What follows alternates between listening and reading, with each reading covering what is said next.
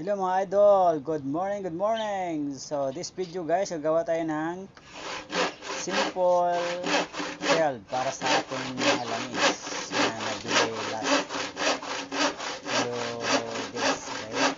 So nakabili tayo ng langis guys, so gagawa tayo ng shell para mayroong malagyan. Alright, so shoutout sa lahat.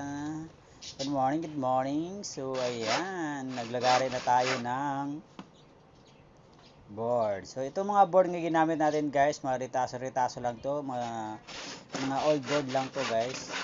Ito yung mga takip sa cabinet namin sa taas na hindi namin ginagamit na tape.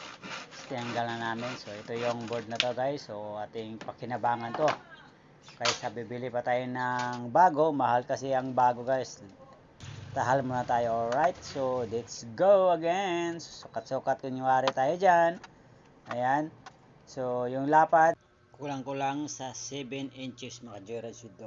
Tapos, yung haba niya, 50 inches. 50 inches or 4 feet and 2 inches. Alright, alright. Enjoy watching mga Jura.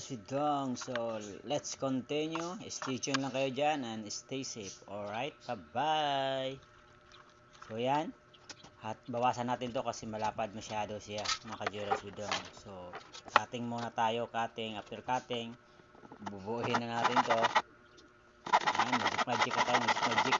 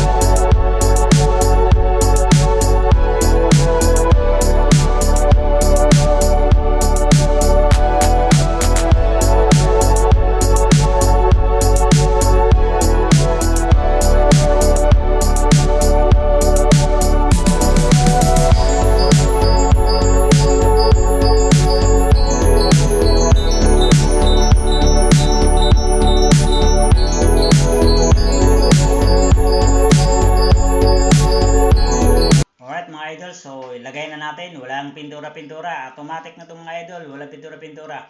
Para makatipid tayo at saka para ma-arrange na natin yung ating mga langis dito. May lagay na natin kasi medyo makalat eh. So, kailangan ma-arrange na natin dito at least makita sa ating mga customer pag madaan dito sa kalsada or sa bahay, makita nila, may langis pala sila dito. Kaya, yan. Walang pintura-pintura. Lagyan na natin. Alright. Tingnan nyo lang ang output ito pagkatapos mga idol. Maraming salamat. Stay tuned muna. Kayo dyan, okay? So, if you like my video, please subscribe again. Please subscribe and share my YouTube channel. Alright? Thanks mga ka-Jerez Widong. So, dahil sa inyo pag-subscribe at dahil sa inyo pag-subscribe mga ka-Jerez Widong, may motivation ako na gumawa ng mga content para maka-upload sa ating YouTube channel. Hanggang dito lang po. Thanks for watching.